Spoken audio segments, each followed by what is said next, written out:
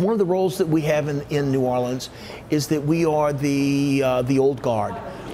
We are the oldest sort of example of this French Creole cuisine that New Orleans is so famous for.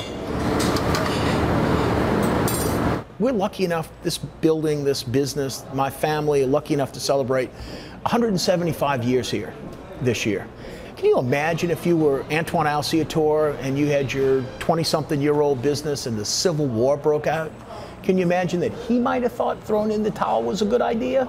Can you imagine Prohibition? Can you imagine the Great Depression? Can you imagine all of the other events, you know, world wars that Antoine's has gone through in its location?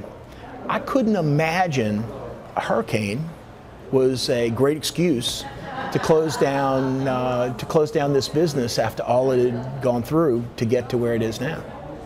I think that the future of New Orleans is extremely bright.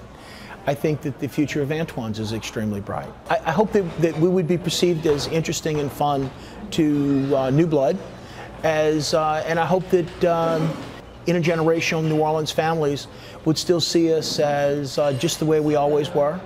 I guess I'd like to have the world both ways at the same time. We need to be relevant to everyone, and yet we still want to be Antoine's. Put a little sauce on the shrimp.